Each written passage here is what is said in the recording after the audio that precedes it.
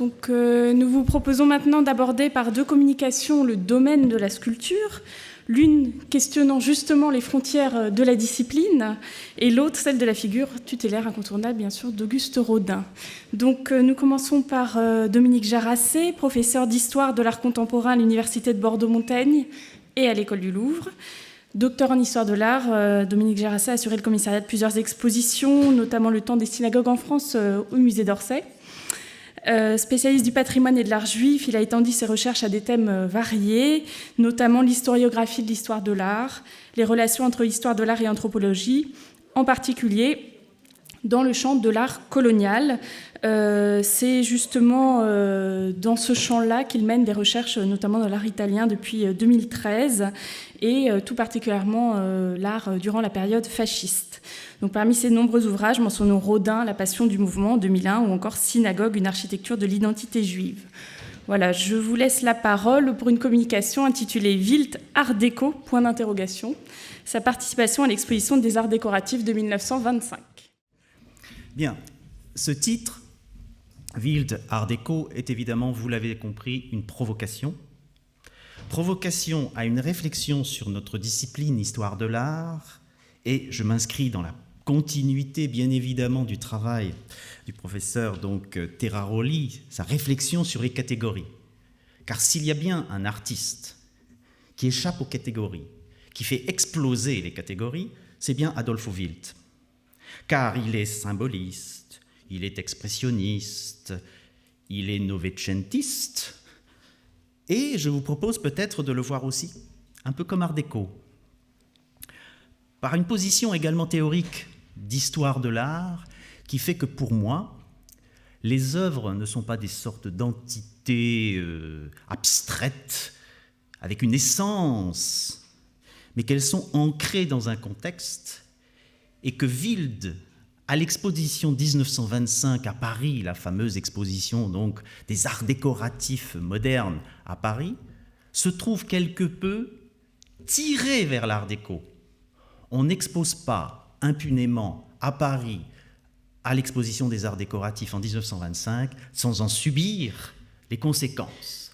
Et comme cette question de la contextualisation de l'œuvre me semble fondamentale dans la lecture que l'on peut faire des œuvres, Wild s'y prête très bien, car Wild est tellement original, tellement personnel, avec une œuvre, si vous voulez, inclassable, qu'il est tout à fait intéressant de voir comment l'historiographie s'est efforcée quand même de l'ancrer dans des catégories, dans des périodes, et au fur et à mesure de l'évolution de sa carrière, de le qualifier. Alors, il y a bien évidemment cette question de l'art déco qui va m'intéresser. Je vais vous montrer les œuvres présentées par Wild. C'est un sujet assez pointu, mais c'est une journée d'études, et je voudrais surtout soulever des questions, des réflexions. Je voudrais également quand même, et cette première image qui vous montre donc l'intérieur du pavillon national de l'Italie à cette fameuse exposition de 25, avec un buste de Mussolini qui est célèbre, qu'il est devenu, et qui a peut-être occulté une partie justement aussi de la réception de Wild en France en particulier. J'en dirai deux mots très, très rapidement. Il y a donc, à mon avis, également une fascisation de Wild par sa présence en ces lieux, par le discours de Margherita Sarfatti et par le fait que certaines œuvres que l'on va retenir comme étant des œuvres fondamentales de Wild sont en particulier le buste de Mussolini. Donc il y a plusieurs processus de contextualisation qui me semblent intéressants pour lire, pour proposer une lecture de l'œuvre de Adolfo Wild. D'une part, donc, cette multiplicité d'étiquettes, vous parliez d'étiquettes tout à l'heure, que l'on peut utiliser. Le fait que même, je vous montrerai la citation, une éminente personne, une éminente spécialiste, car bien sûr, personne ne peut parler de tout cela sans se référer à Rossana Boscaglia, a fait un texte que je vous montrerai peut-être une citation, car je voudrais avoir aussi une perspective historiographique, a donc donné un texte sur Wild et le style déco ou l'art déco, en disant « ça ne marche pas, mais enfin tout de même un petit peu ». Et puis « Pour et folle », et une des dernières œuvres serait pour elle une sorte de représentant donc, d'un Wild ancré dans l'art déco. Donc, quelques réflexions historiographiques, l'insistance sur la porosité, la malléabilité des œuvres d'art qui sont instrumentalisées, présentées dans des contextes, utilisées par des théoriciens, voire par des idéologies, et qui nous amènent tout de même à nous rendre compte que ces œuvres sont d'une très grande complexité. Je commencerai par une image volée au musée d'Orsay. En cachette, j'ai fait cette image. Vous voyez très mal, en cachette, donc c'est flou, hein, vous m'excusez. Exposition internationale des arts décoratifs et industriels modernes. Là, vous avez le titre complet, on va dire l'Expo de 25. Hein.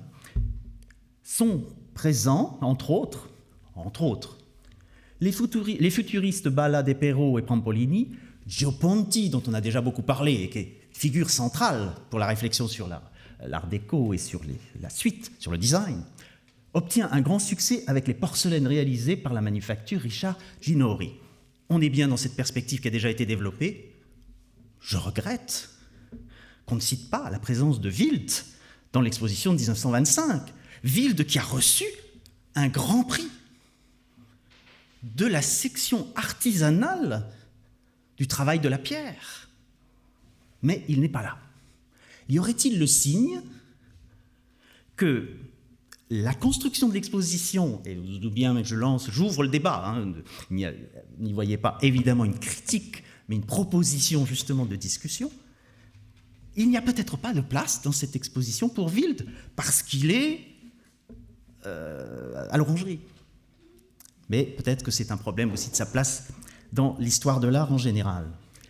Donc, un ouvrage vieux, vieilli, dépassé, qui a fait des dégâts, parce qu'il a entretenu un certain nombre de mythes, vous savez, les années 20, les années folles, la femme, la garçonne, on a un petit peu tout ça dans cet ouvrage.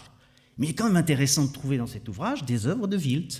Et c'est un ouvrage qui, sur le plan historiographique, est pionnier, hein, le style 1925, car vous voyez bien qu'il y a plusieurs appellations qui circulent, et aucune d'ailleurs n'est véritablement satisfaisante. Je ne vais pas entrer dans le détail, j'avais des citations de Giulia Veronesi qui étaient absolument passionnantes sur la manière dont elle essayait d'une certaine manière de caractériser l'exposition de 25 pour le pavillon de l'Italie, hein, dont elle dit qu'il est le plus conformiste de l'expo dans son architecture de chapelle funéraire en style romain antique, mais, dit-elle, dans un intérieur paradoxalement décoré en style Liberty, 2 sections bien vivantes. Alors elle se trompe un petit peu parce que la section italienne elle est en 3 morceaux, mais bon, elle n'est pas entrée dans les détails. Hein. L'une d'un intérêt un peu périmé, mais cependant toujours audacieux au milieu de la somnolence, c'est les futuristes, qu'elle considère déjà un peu comme périmés. Donc vous voyez comment un discours, nous sommes dans les années 60, peut être totalement différent, mais on a quand même déjà un Wild à usage de démonstration du style 25. Hommage, bien sûr, au passage à Rossana Bossalia et à ses travaux absolument fondateurs. Je me permets aussi de citer des collègues présents dans la salle, donc ils m'en excuseront, hein, mais qui sont aussi des personnes fondamentales pour qui se penchent sur les arts décoratifs italiens, les travaux que j'aurai le plaisir de présenter d'ailleurs cet après-midi, hein, donc de Maria Paola Meno et de Irène Guti. J'espère que je ne corche pas trop le nom. Vous avez compris que je ne dirai pas les citations en italien parce que je ne veux pas vous faire rire. Donc, ces travaux sont, à mes yeux, essentiels, posent la question de l'art déco en Italie. J'ai cité l'article de Maria Paola Meno, Alessandro Mazzucchelli, que vous avez déjà beaucoup cité tout à l'heure, parce que ça me semble un artiste passionnant pour ma question, d'autant qu'il est en relation très étroite avec Wild. Et tout ce que je pourrais dire, je le dois donc à mes collègues. Voici par exemple une citation, c'est le début de cette citation. Si par art déco on entend donc un art décoratif au sens courant du terme, ainsi de suite, ça ne marche pas. Mais à la fin de la page, parce que c'est un article d'une seule page, on a quand même une tentative de rapprocher et de penser que cette œuvre, le Pour au Folle, relèverait tout le monde. Doucement, le déco se transforme en Novecento. Il ne me semble pas que c'est tout à fait ce que vous avez dit tout à l'heure. Mais justement, il y a plusieurs lectures possibles, certainement, de toutes ces œuvres. Alors, avançons un petit peu. Oui, encore un hommage, donc, vous voyez, à des collègues italiens, parce que, bien évidemment, vous allez le voir d'ailleurs dans cette journée d'études, les Français qui sont là sont des amateurs, grands amateurs, des adorateurs de l'art italien. Mais nous ne sommes pas des spécialistes de l'art déco italien, même peut-être de Wild, parce qu'il y a quand même une espèce j'allais peut-être parler jusqu'au mépris de l'art italien en France, mais on l'étudie très peu, très très peu. Donc, encore une citation, si vous voulez, qui voulait illustrer les perspectives que l'on construit autour donc, de cette figure de Wild. Première question, y a-t-il une réception française de Wild ou une non-réception? Alors bien sûr, c'est une sélection. En cherchant bien, on trouve d'autres œuvres de Wild reproduites dans des revues françaises. En particulier, par exemple, je me souviens de la Marie donnant la vie aux enfants chrétiens en lien avec l'expo d'Arte Sacra. Oui, il y en a quelques autres. Mais il est quand même, me semble-t-il, significatif qu'en 25, tout article, et il y en a très peu des articles sur la section italienne de 25, parce que de nouveau, on l'a considéré comme secondaire, comme peut-être décalé par rapport à des aspirations à une modernité, et c'est un mot sur lequel nous reviendrons évidemment, un peu décalé. Donc, les articles qui évoquent la section italienne se réfèrent presque systématiquement au buste de Mussolini. Il est vrai, vous avez vu la première image, qu'il est imposant et que on se heurte à cette image en entrant dans le pavillon italien. Mais il y avait d'autres sections, d'autres endroits où il y avait plein d'autres œuvres. C'est quand même presque toujours ce buste que l'on a montré. Même pour Wild, c'est essentiellement cette œuvre que l'on a montrée dans les revues françaises. Donc la réception me semble assez, biaisée pour cet artiste en France. J'éprouve le besoin de revenir quelques années avant l'exposition de 25 pour montrer et peut-être esquisser une réflexion que nous poursuivrons, je l'espère, avec les collègues, sur le fait que l'exposition de la Biennale de Venise de 1922 comporte une salle, donc Wild, alors quel est le statut des objets dans cette salle ? Vous avez bien compris que je suis dans une démarche qui tente de prendre un peu les objets comme des objets anthropologiques et pas simplement de dire il y a les chefs-d'œuvre et puis il y a les œuvres décoratives. Non, je refuse cette distinction. C'est d'ailleurs une distinction qui est en débat à cette époque, qui est en débat depuis la fin du XIXe siècle dans l'art nouveau et qui est toujours en débat à ce moment-là. Il n'y a pas l'arte pura et l'arte applicata de manière, je dirais, ostensiblement séparée, hiérarchisée. La plupart de ces artistes se battent contre cela. Et Wild est évidemment un artiste passionnant dans ce cas, puisqu'il a une revendication de métier, une revendication de qualité de la fabrication de ces sculptures. Il n'a pas le moindre mépris, évidemment, pour l'arte applicata. C'est évident. Et le fait que dans cette salle, il y ait toute une série majeure, c'est une rétrospective déjà très très importante pour Wild, je vais vous montrer un peu le détail après, mais que vous ayez de nouveau des œuvres de Mazzucco Telli, que nos collègues que j'ai déjà cités tout à l'heure présentent dans le catalogue de l'exposition comme un artiste du fer forgé. Non, ce n'est pas un artisan, c'est un artiste du fer forgé. De même que Wild est un virtuose du marbre, un artiste du marbre. La preuve, il a même eu d'ailleurs un prix. Alors, le détail, peut-être pour vous mettre quand même dans les yeux une série d'œuvres de Wild. Voilà ce qui était très présenté, qui faisait une sorte de rétrospective tout à fait intéressante, puisqu'on partait d'œuvres, alors peut-être réalisées en 1921, mais dont l'original était de 1906, toute une série d'œuvres dont nous allons retrouver quelques-unes à Paris, justement, en 1925, dans un cadre très particulier. Je n'ai pas évidemment le temps de les décrire, de les analyser, mais voyez déjà une forme de diversité et la présence d'éléments qui touchent aux arts décoratifs, dont on dit aussi, alors là je parle sous le couvert évidemment des spécialistes, que peut-être Mazzuccotelli a participé à la réalisation des fers battus ou des ferronneries de certaines des œuvres, ou si ce n'est de certaines des œuvres, des piédestaux des œuvres de Wild. Je voulais vous en montrer un détail. Alors, il y a aussi cette magnifique série de dessins sur les murs. Donc là, on avait un Wild assez complet, presque aussi complet que celui que nous avons à l'Orangerie en 1922. Évidemment, il a quand même produit des œuvres. Je passe rapidement, je m'arrête un instant pour vous y rendre sensible, parce que déjà Wild n'est pas connu, mais un artiste comme Mazzuccotelli en France est encore moins connu, bien évidemment. Et pour vous, alors, vous voyez, ce détail de la photo est très intéressant, parce que, vous voyez, ici, l'œuvre Carattere Fiero, vous m'excuserez si je fais des fautes d'orthographe, a un support que vous disiez peut-être justement être de Mazzuccotelli. Donc voilà le type d'œuvre réalisée par Mazzuccotelli avec cette ambiguïté, et j'étais évidemment ravi comment le professeur Terraroli le présente déjà tout à l'heure, parce qu'il a montré comment il est ancré dans le début du XXe siècle, Liberty peut-être, mais pas seulement Liberty, parce que là, Liberty n'est pas une catégorie qui fonctionne mieux qu'Art déco, en vérité, mais qu'il produit des œuvres jusque dans les années 30, qui s'intègrent à l'Expo, par exemple, de 1925, qui s'intègrent à Monza, qui s'intègrent partout, où il est capable de reprendre des choses anciennes, réinterpréter, réintégrer, ce qui montre bien qu'il est bien délicat de créer des catégories qui soient des tiroirs hermétiques entre les œuvres de tous ces artistes. Et le dialogue qui s'instaure en 1922 entre Wild et Mazzuccotelli me semble tout à fait intéressant.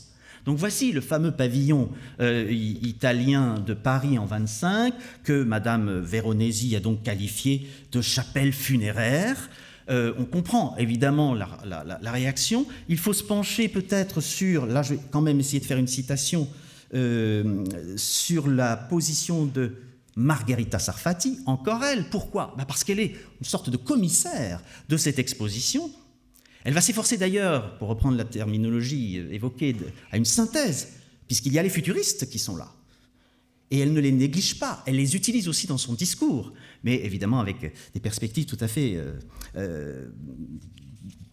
discutables, dirons-nous, discutables. Alors, comment présente-t-elle cet édifice ? Parce que tout son problème, c'est que elle fait le plus grand éloge de cette architecture de Brasini, dont je vous ai montré, c'est aussi mon côté intérêt pour l'art colonial. Brasini a beaucoup travaillé en Libye.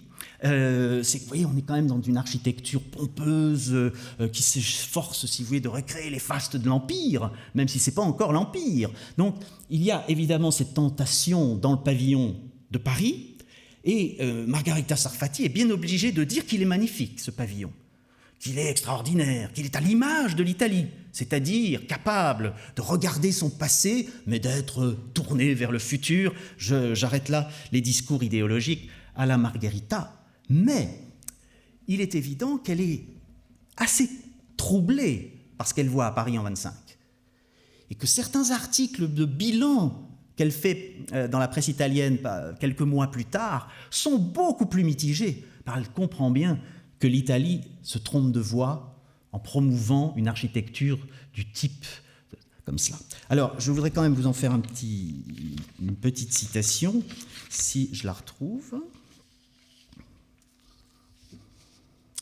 Oui, elle écrit l'introduction du catalogue de l'exposition pour le pavillon italien de l'exposition de 25, sous le titre, ô combien intéressant pour nous ce matin, « Art moderne et tradition en Italie ». Alors c'est une tarte à la crème, comme vous savez, même dans les cours à la fac, vous avez art moderne et tradition. Mais c'est bien la question de la modernité qui est au cœur de ça, car elle va s'efforcer de vous montrer que ça, c'est moderne.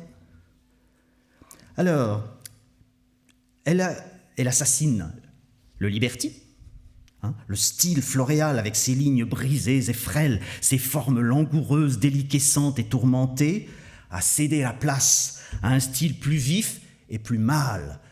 Sous la plume de Margherita, c'est quand même intéressant qu'on ait un style plus mâle. Alors, elle voit donc Wild également en profondeur, d'ailleurs, de Liberty. L'autre courant artistique auquel elle s'en prend, on ne l'a pas évoqué tout à l'heure, mais ce serait intéressant évidemment d'y revenir, c'est ce qu'elle appelle le primitivisme, qui va assez vite être peut-être de l'art nègre, et de l'influence de l'art nègre sur certains artistes, en particulier à Paris. Au profit de quoi? Qu'est-ce qu'elle défend? Ce qu'elle appelle un art nouveau. Là encore, évidemment, qui est une réaction, parce qu'elle a bien conscience quand même que l'Italie, de temps en temps, était un peu ankylosée, je reprends ces termes, dans le passé. Et cette réaction, elle a deux traductions essentielles. Le futurisme, et on verra, vous avez évoqué l'Expo coloniale, il y a un texte de Debono, le ministre des colonies, qui fait l'éloge du futurisme. Alors il le dit, bon, moi je suis un militaire, j'y comprends rien et tout, mais qu'est-ce que c'est bien le futurisme? Et vous savez pourquoi? Oui, parce que c'est le futur, et que, a priori, le futur, c'est bien. De quelle manière cela s'exprime, quelles sont les formes artistiques? Le ministre des colonies s'en fichait totalement, mais les artistes futuristes, et vous y avez fait allusion, sont présents dans les expos coloniales, très présents, font de l'aéropitour, mais font aussi de la caricature raciste la plus basse. Ce n'est pas le lieu d'en parler. Mais toujours est-il que donc elle appelle à un art nouveau dont elle voit deux manifestations, le futurisme, car elle estime qu'ils ont raison d'invectiver le goût du clair de lune romantique, et, alors là ça rejoint totalement votre réponse à ma question tout à l'heure, le renouveau classique. En français, puisque ce texte est écrit en français, à mon avis directement par Margherita, et donc le renouveau classique. Et là nous sommes au cœur de l'idéologie de ce néoclassicisme qui se présentera donc comme le vrai moderne.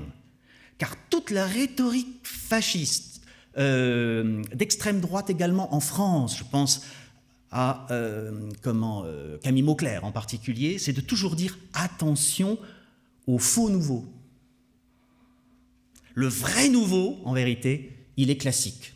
Alors il est classique parce qu'italien, bien sûr, je ne vais pas développer tout cela, et voici ce qu'elle écrit sur cette façade. Ces deux colonnes qui forment le motif base de la façade du pavillon national italien, par leur jet pur et robuste, par la nudité de leur élan vital, net et péremptoire, tout en marbre, probe, abolissant le staff, le stuc et le peinturlurage menteur, nous apparaissent bien dans le ton de la vraie modernité.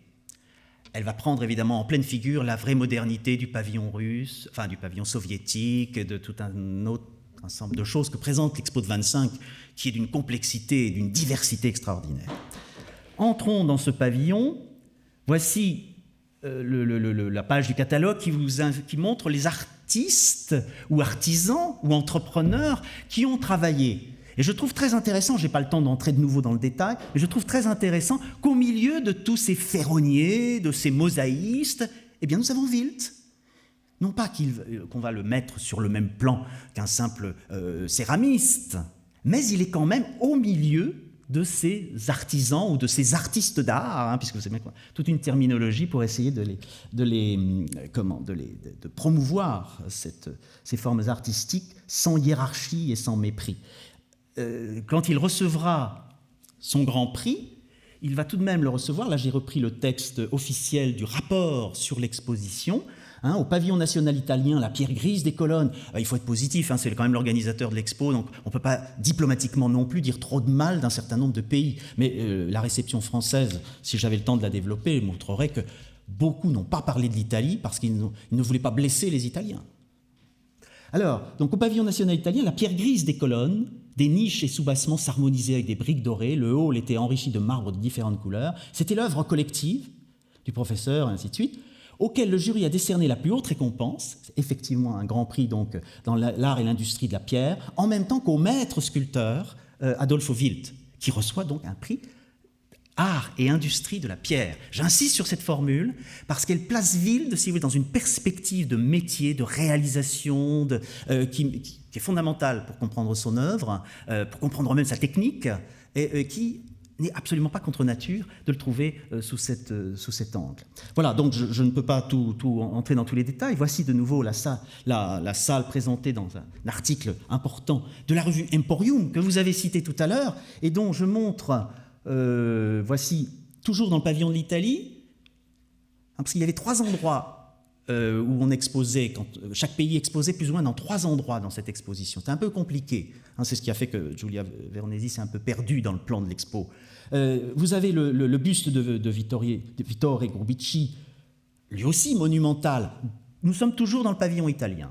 Je vais vous montrer peut-être un peu rapidement tout ce qu'on a vu. La section italienne du Grand Palais. C'est là où c'était des stands et où c'était des agences, des compagnies, des manufactures qui présentaient des ensembles. Il y a évidemment des ensembles qui ont eu plus de célébrité que les ensembles italiens, je ne vous le cache pas. Mais ce qui est quand même très intéressant, c'est de voir, si vous voulez, l'abondance des œuvres donc d'art décoratif, mais combien, d'une certaine manière, on est encore ancré dans ce qu'on pourrait appeler peut-être un peu le liberty. On est encore très fortement marqué par cette grande période. Et c'était le sens de ma question, si vous voulez. Comment on sort, entre guillemets, du liberty pour aller vers l'art déco, mais y en a-t-il vraiment un, d'ailleurs, Alors, vous avez les légendes avec le nom des compagnies artistiques qui les ont réalisées. On retrouve Mazzuccotelli, des œuvres quand même importantes. Et je me suis permis, pour nos auditeurs français qui ne sont pas des grands lecteurs d'Emporium, on ne trouve pas si facilement que ça, de vous montrer la couverture de Emporium de l'année juillet 1925, qui correspond exactement donc au compte-rendu de l'expo de 25, pour vous montrer le décalage. Le décalage entre ce que l'on va percevoir comme étant de l'art déco en France, avec une perspective effectivement qui se discute, et ce que l'Italie, je dirais, porte encore comme image. Alors vous allez dire, oui, mais ce n'est pas une image originale de 1925. Mais oui, mais continuité. Je suis frappé, si vous voulez, par la continuité, et d'une certaine manière, Wilde va s'inscrire dans cette forme de continuité. Donc, au Grand Palais, entrée de la section italienne, avec, donc, dans ce stand ici, vous les entrepercevez, des œuvres de Wilde, et à l'entrée, l'âme des ancêtres, donc ce bronze de 22 qui est ici. Vous voyez, sur le même plan qu'un arbre. Un vrai, celui-là, je pense que c'est un vrai, celui-là. Donc il y a quand même là un jeu, je trouve, assez intéressant de ramener l'âme des ancêtres à une fonction décorative, à une fonction pour construire un parallélisme par rapport à l'entrée de ce stand. Évidemment, on ne va pas réduire cette œuvre à cela, mais elle a cette fonction dans ce contexte-là. C'est bien un artefact de mise en scène d'une expo d'art décoratif, et c'est pourtant une œuvre de Wilde. Voici l'intérieur avec, alors, parce que l'Italie est encore très marquée par le régionalisme, non pas au sens péjoratif, mais au fait que les Milanais vont bien aimer exposer ensemble, les Turinois, les Florentins. Si vous regardez de près, dans certains stands, il n'y a pas beaucoup de mélange qui s'opère. L'unité italienne, elle n'est pas encore faite, là. Donc, dans cette section, évidemment, vous avez des œuvres de Wilde qui sont mises à l'honneur sur les murs et sur donc des fonds tout à fait intéressants donc de Rosa Giollimeni. Alors, Rosa Giollimeni, c'est aussi la femme d'un très grand critique d'art. Vous voyez, on est dans un milieu, peut-être, quelqu'un disait tout à l'heure, une élite, évidemment. Mais voyez comment les œuvres sont disposées, intégrées à cet ensemble. Bon, c'est une des composantes, ce n'est pas vrai que pour l'Italie. On a dans d'autres pavillons, dans les ensembles français, on a intégré du Janio, les sculpteurs ont été, je dirais, intégrés très souvent dans ces ensembles décoratifs. Alors voici un peu le détail. Le texte aussi est très, très intéressant pour montrer comment il y a inscription des sculptures de Wilde, les sculptures dont s'enrichissent les parois. On n'est pas dans une expo Wilde, il est là pour enrichir les parois, et donc des tentures créées par Madame Giollimeni, donc s'enrichissent les parois, une Ave Maria, une victoire, une délicieuse tête de femme voilée, l'âme aux 2 masques, et une tête d'enfant, tout cela en marbre de Carrare patiné, l'insistance sur la dimension technique, sur la qualité technique et le matériau, compose une collection remarquable, œuvre d'un grand artiste, Adolphe Wilde, de Milan. Et on nous signale l'âme des ancêtres. Donc je vous montre un peu ces œuvres, et peut-être seulement sur celle-ci, je vais faire une réflexion de nature artistique ou prenant en compte le matériau. On peut-être qu'avec une œuvre comme celle-là, qui date de 1912, qui est du marbre partiellement doré et qui a une qualité de réalisation, qui a une dimension, alors oserais-je le dire, une dimension décorative, Par-delà le sujet, par-delà le fait qu'on vous l'a peut-être présenté dans la conférence de Claire Barbillon comme une œuvre symboliste, je n'en sais rien, je n'étais pas là. Donc, mais cette œuvre, dans le contexte de 25, on ne la lit pas tout à fait de la même manière. Ça n'enlève rien au sujet, ça n'enlève rien à tout cela. Mais il me semble qu'il y a, si vous voulez, une attention qui tout à coup se porte sur la réalisation, sur le matériau, sur la composition, assez extraordinaire tout de même, de ces deux visages, ce Janus, comme vous l'analysez dans le catalogue. Hein.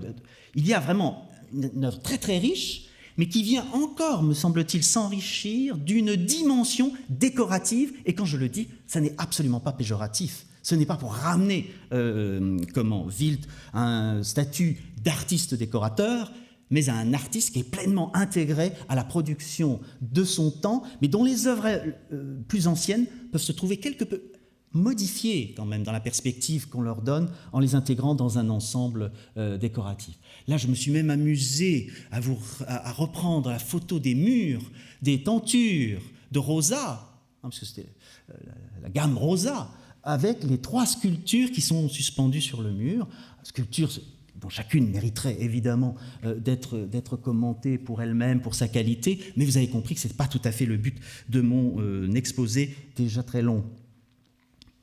La Fontaine Sainte, hein, donc, qui est l'exemple même d'une œuvre composite, d'une œuvre qui repose sur des qualités de matériaux, des natures de matériaux différents, et une mise en place qui relève très fortement de l'art de Mazzuccotelli.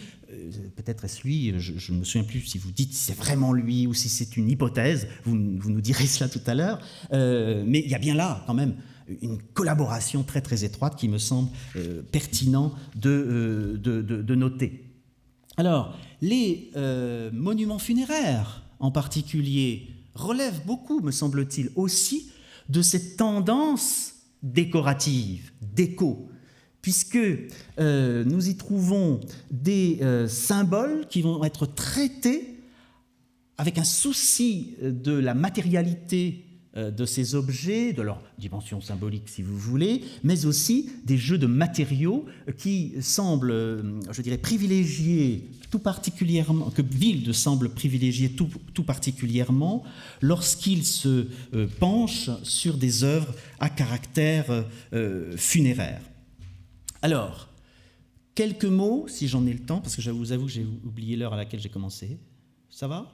5 minutes ? 3 minutes ? Oui, parce que je voudrais vous faire part de quelques réactions françaises à l'Expo de 25 et à des formes d'incompréhension dont nous avons peut-être encore les traces aujourd'hui. Il me semble que c'est la diapo suivante. Oui, vous voyez, c'est déjà ma conclusion. Lorsque on va à la Galleria Comunale d'Arte Moderna de Rome, on peut s'approcher de très très très près de certaines œuvres sans déclencher l'alarme.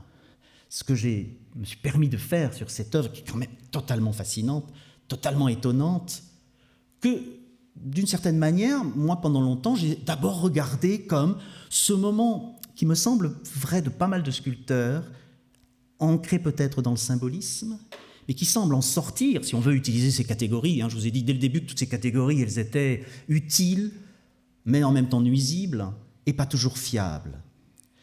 Qui passerait, si vous voulez, donc, comme un certain nombre d'autres sculpteurs, du symbolisme à l'expressionnisme. Comment ne pas faire une lecture expressionniste d'une œuvre comme celle-ci, d'un autoportrait, d'un masque de la douleur, par la thématique, mais surtout, bien sûr, par le traitement du matériau, cette technique absolument époustouflante, et qui fait qu'on remarque Wild, quand on visite un musée, même un peu rapidement, on est frappé, évidemment, par la technique de sculpture de Wild. Et d'une certaine manière, cet aspect de l'œuvre, c'était celui sur lequel je m'étais un peu focalisé. Ça répondait à, je dirais, à ma vision des choses, à ma tentative de réflexion, justement, sur le fait que s'il y a une sculpture symboliste, c'est peut-être cela. Et en travaillant justement sur la suite de l'œuvre de Wild, en découvrant des aspects de l'œuvre de Wild dont, je dois vous l'avouer, je ne connaissais pas tout, ce qui est remarquablement montré dans l'expo de l'Orangerie, j'ai été frappé justement par la continuité de certaines préoccupations vis-à-vis du matériau, la continuité, si vous voulez, d'une dimension décorative, et là encore, de nouveau, dans un sens complètement positif du terme. Wilde est un de ceux qui fait exploser complètement, et c'était l'ambition donc de plusieurs des grands mouvements artistiques de cette époque, l'opposition art, alors j'aime beaucoup l'expression italienne, arte pura, c'est comme très, très lourd comme expression, hein. On l'a pas en français. Si on dit art pur, c'est pas tout à fait cela. Mais arte pura opposé à arte applicata me semble quand même un fonctionnement binaire, si vous voulez, un mode de pensée binaire d'une très très grande violence. Qu'en a-t-on perçu en France?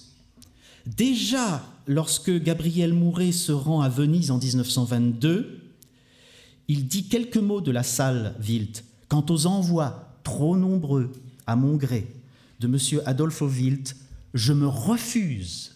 Au nom de quoi, ça, c'est un critique, hein, vous direz, les goûts, les couleurs, ça ne discute pas. Je me refuse à en goûter le maniérisme, voilà encore un terme que je n'avais pas envoyé tout à l'heure, symbolique et la prétentieuse beauté. Alors vous allez dire, oui, mais ça n'engage que Gabriel Mouret. Ça engage quand même une certaine vision de ces artistes-là. Et j'ai bien peur de ne pas être le seul, dit Gabriel Mouret donc en juin 1922. Face au pavillon, je vais vous épargner les critiques sur le pavillon lui-même, il y en a eu toute une série, et donc les critiques d'art plutôt bienveillants dans l'ensemble, et puis conscients qu'on est dans une démarche diplomatique. On invite des étrangers à venir exposer chez nous, on ne va pas les démolir normalement.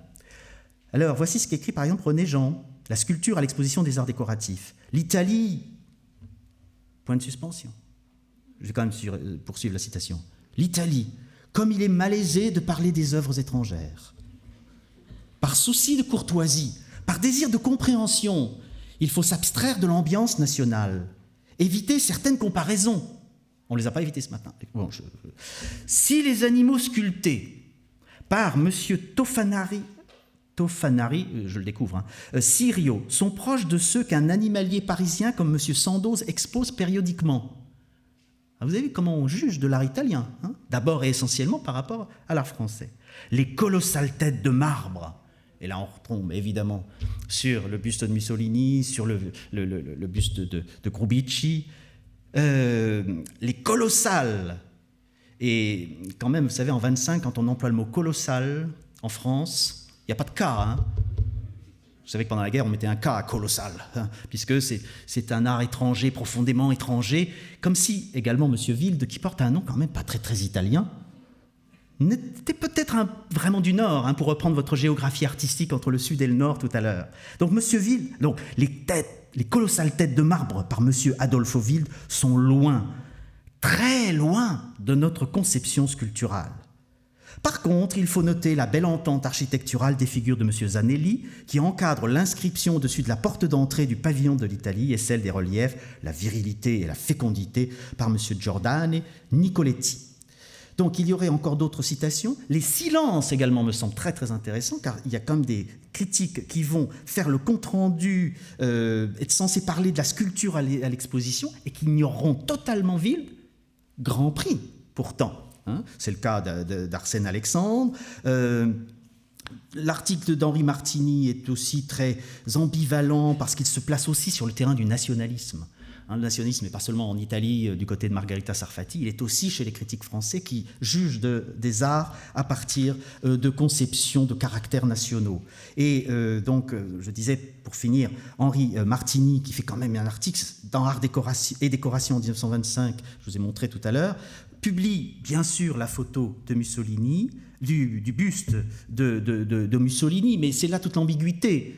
Hein. S'agit-il d'une œuvre de Wilde ou d'abord, en première page, le buste du Duce, par référence au fait que c'est le pavillon italien, hein, comme une sorte de beaucoup plus d'œuvre qui a valeur symbolique, valeur de caractérisation de l'Italie contemporaine, que ce soit de Wilde ou d'un autre, devient presque secondaire aux yeux des critiques d'art. Pourtant, il s'agit de critiques d'art. Hein. Alors, je termine sur cette citation. Des raisons nationales tyranniques, les unes historiques, d'autres actuelles, expliquent encore mieux le caractère du pavillon italien. Il suffit d'évoquer le passé de l'Italie pour comprendre d'emblée les premières, c'est-à-dire les raisons nationales tyranniques. D'autre part, La crise de conscience actuelle qui émeut si profondément nos voisins, par son exaltation de la plus grande italianité, annihile probablement, dans bien des cas, les recherches des novateurs. La France, et parce que j'ai aussi l'ambition un petit peu de montrer, si vous voulez, la réception de Wilde et de l'art italien à travers cette exposition, se place dans un jugement face à la question de la modernité, c'est pour ça qu'on l'a déjà vu apparaître. On juge de l'Italie sur une définition de la modernité, sur laquelle nous allons certainement revenir, peut-être aussi avec la communication de Paul-Louis Rinouis. Et c'est peut-être là l'intérêt de cette réflexion sur l'art déco. Vous savez, c'est l'autre moderne.